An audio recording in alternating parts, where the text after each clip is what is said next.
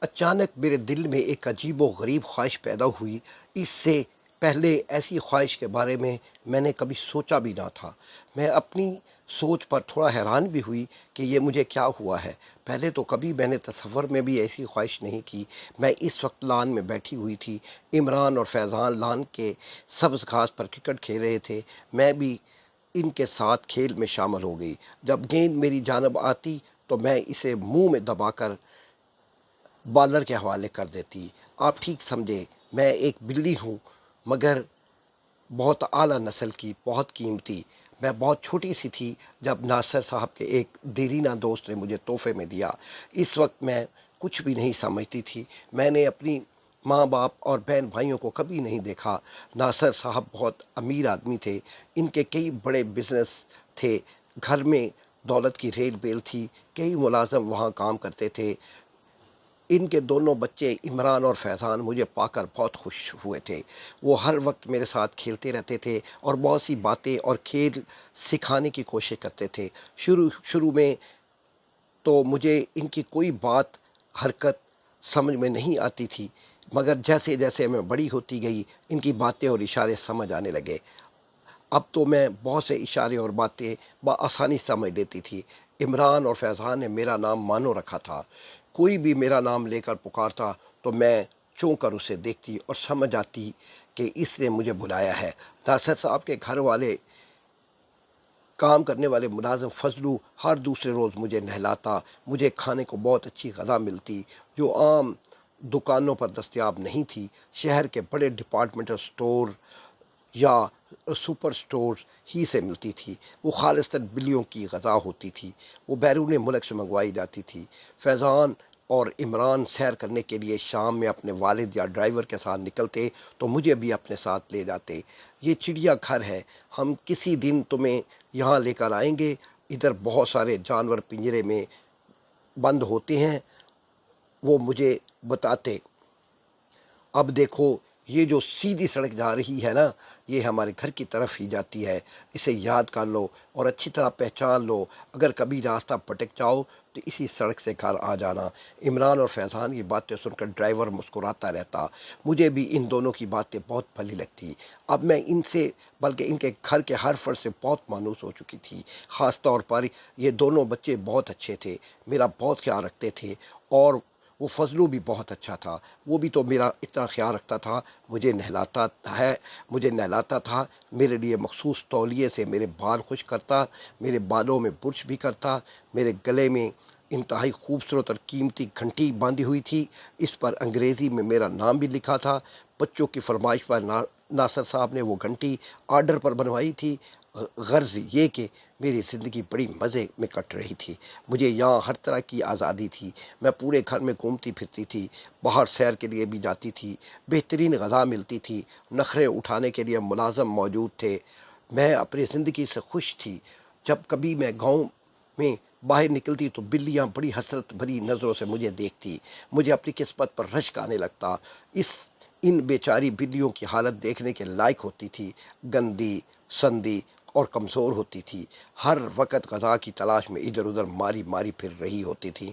جہاں رات ہوئی وہیں سو گئے، جس نے چاہا انہیں پتھر مار دیا۔ عجیب زندگی تھی بیچاریوں کی۔ اس لحاظ سے میں اپنی خوشحال زندگی پر فخر کرنے کا 100% حقدار تھی۔ مگر اس روز کے بعد میری دنیا بدل گئی، جس روز میرے دل میں وہ خواہش پیدا ہوئی۔ عمران اور فیضان کرکٹ کھیلنے میں مصروف تھے، میں ایک طرف بیٹھی ہوئی تھی۔ میں اس انتظار میں تھی کہ جیسے ہی گیند میری طرف آئے تو میں اسے چوکے پر جانے سے روکوں۔ اسی طرح میری نظر مین گیٹ کی جانب اٹھ گئی۔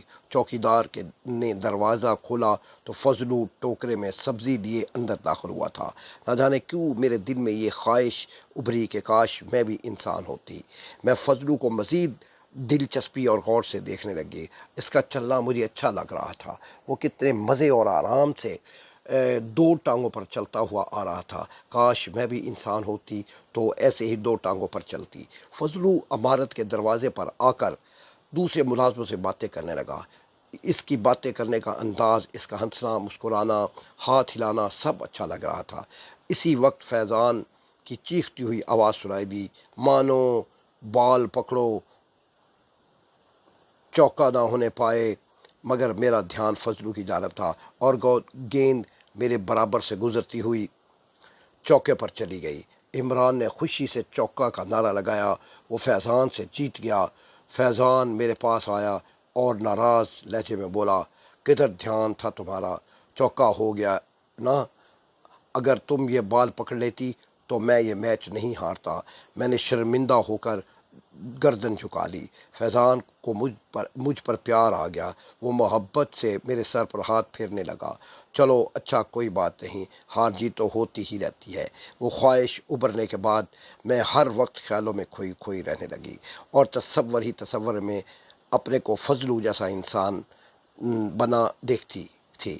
وہ پیروں سے چلتا، باتیں کرتا، ہنستا، مسکراتا ہوا۔ وقت کے ساتھ ساتھ میری یہ خواہش بڑھتی چلی گئی۔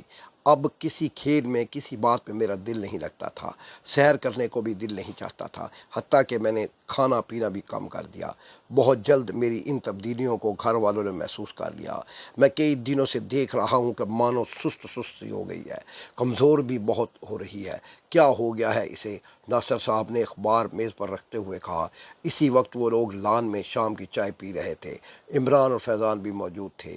ان کی امی بھی بیٹھی ہوئی تھی۔ ہاں، ٹھیک کہہ رہے ہیں آپ، بیگم صاحبہ نے تاکید کی۔ یہ بات تو میں بھی نوٹ کر رہی ہوں ڈیڈی، اب مانو ہمارے ساتھ کھیلتی بھی نہیں، بس چپ چاپ ایک طرف بیٹھی رہتی ہے۔ عمران نے کہا، بیمار تو نہیں ہو گئی؟ ناصر صاحب نے تشویش زدہ لہجے میں کہا اور پھر گردن گھما کر فضلو کو آواز دی، فضلو ادھر آؤ۔ فضلو پھرتی سے ان کے قریب آ کر کھڑا ہوا۔ جی صاحب، یہ مانو کو کیا ہو گیا ہے؟ بیمار تو نہیں ہو گئی؟ ناصر صاحب نے اس سے سوال کیا۔ پتہ نہیں صاحب، میں خود پریشان ہوں، ہو سکتا ہے بیمار شمار ہو گئی ہو۔ فضلو نے مجھے دیکھتے ہی کہا، تو تم کس مرض کی دوا ہو؟ ناصر صاحب نے سخت لہجے میں کہا، ہم تمہیں تنخواہ کس بات کی دیتے ہیں؟ اگر یہ بیمار ہے تو اسے پھر جانوروں کے ڈاکٹر کے پاس لے کر جاؤ۔ جی صاحب، ابھی لے جاتا ہوں۔ بیچارے فضلو کا چہرہ پیلا پڑ گیا۔ مجھے فضلو پر ترس آنے لگا۔ بیچارے کو خواہ مخواہ میری وجہ سے ڈانٹ پڑ گئی۔ یہ دیکھ کر میں اپنی جگہ سے اٹھی اور لان میں دوڑتی ہوئی چھلانگیں مارنے لگی۔ مجھے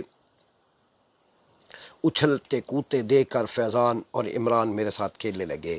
ارے واہ، یہ تو ٹھیک ہو گئی ہے ڈیڈی، یہ دیکھیں مانو تو بالکل ٹھیک ہے، اسے کچھ نہیں ہوا ہے، فیضان نے چلا کر بتایا۔ اوہو، واقعی اس کا مطلب ہے کہ مانو ایسے ہی بن رہی تھی، بیگم صاحبہ نے مسکرا کر کہا۔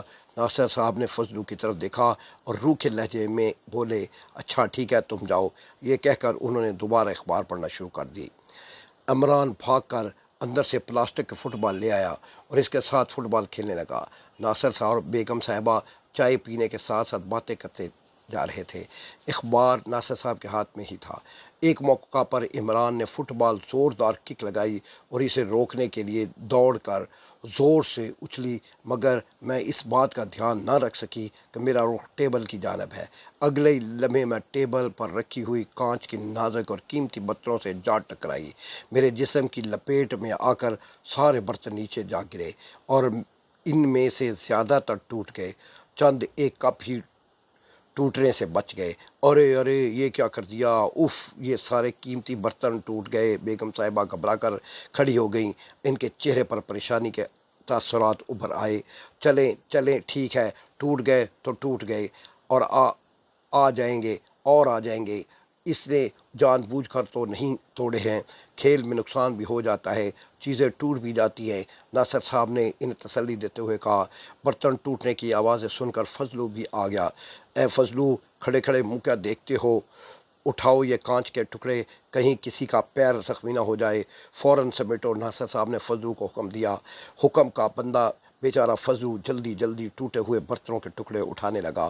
اور سنو، کل سے مانو کی خوراک اچھی ہونی چاہیے، اسے زبردستی کھلانا تمہارا کام ہے، اسے 2 دن کے اندر پہلے جیسی صحت مند ہو جانا چاہیے۔ ناصر صاحب نے نیا حکم فرما دیا۔ فضلو ٹکڑے سمیٹتے ہوئے بیچارگی سے سر ہلانے لگا، مگر اگلے ہی روز ایک نیا ماجرا پیش آ گیا۔ ناصر صاحب کا کاروبار سلسلے میں دوسرے ملک جا رہے تھے۔ ان کی تیاری مکمل تھی، سب لوگ ایئرپورٹ جانے کے لیے تیاری کر رہے تھے۔ اتنے میں فضلو کچھ سامان لیے اندر داخل ہوا۔ اس کے ہاتھ میں خوبصورت سا بریف کیس بھی تھا۔ جب وہ سامان رکھنے لگا تو پتہ نہیں کیا ہوا کہ بریف کیس اس کے ہاتھ سے چھوٹ کر کارپٹ پر گر گیا۔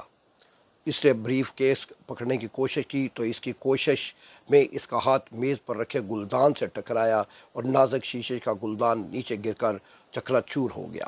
اتنا قیمتی گلدان توڑ ڈالا، اندھا ہو گیا ہے کیا؟ نشہ کرنے لگا ہے تو؟ ہاتھ پیر قابو میں نہیں ہوتے تیرے؟ ناصر صاحب ایک دم بگڑ گئے۔ ساتھ ساتھ وہ فضلو کو ڈانٹتے اور کھونسے میں مارتے جا رہے تھے۔ فضلو بل بلاتے ہوئے ہاتھ جوڑ رہا تھا۔ عمران اور فیضان سہمے ہوئے ایک طرف کھڑے تھے۔ دونوں کے چہرے اتر گئے۔ باقی ملازمین میں اتنی ہمت نہ تھی کہ وہ ناصر صاحب کو روکتے۔ بیگم صاحبہ نے آ کر انہیں روکا۔ کیا کر رہے ہیں؟ چھوڑے، دفع کرے اسے، اس کی تنخواہ میں سے پیسے کاٹ لیں گے۔ آپ اپنا موڈ کیوں خراب کر رہے ہیں؟ جا، دور ہو جا میری نظروں کے سامنے سے، دو کڑی کے انسان، ناصر صاحب نے چلا کر کہا۔ فضلو بیچارہ کراہتا ہوا وہاں سے اٹھا اور دھیرے دھیرے ڈرائنگ روم سے باہر آ گیا۔ ناصر صاحب چلے گئے۔ ان کے بچے اور بیگم صاحب انہیں ایئرپورٹ چھوڑنے گئے تھے۔ گھر میں صرف ملازم تھے۔ میں اپنی جگہ سے اٹھی اور آہستہ آہستہ چلتی ہوئی اس جگہ آئی جہاں فضلو بیٹھا کر رہا تھا۔ اس نے مار کھائی تھی ایک معمولی گلدان کے لیے، چاہے وہ کتنا ہی قیمتی کیوں نہ ہو، مگر ایک انسان کی عزت سے زیادہ قیمتی تو نہیں تھا۔ بس یہی وہ لمحہ تھا کہ اچانک ہی میرے دل میں دوسری خواہش بیدار ہوئی، بالکل اسی طرح جس طرح پہلی خواہش پیدا ہوئی تھی۔ کاش میں انسان ہوتی، مگر فضلو جیسا انسان نہ ہوتی۔ یہ تو مجھ سے بھی زیادہ گیا گزرا ہے۔ ایسی تذلیل جانوروں کی بھی نہیں ہوتی جیسے اس کی ہوئی ہے۔ مجھ سے بھی تو نقصان ہوا تھا، میں نے بھی تو قیمتی برتن توڑے تھے، مگر ناصر صاحب نے مجھے کچھ نہ کہا، نہ ہی مارا پیٹا۔ فضلو نے ایک گلدان کیا توڑا کہ اس پر ظلم ڈھا دیا گیا۔ فضلو جیسا انسان بننے سے بہتر یہی ہے کہ میں جانور ہی رہوں۔ پیارے بچوں، آج کی یہ ہماری کہانی ختم ہوتی ہے۔ خدا حافظ۔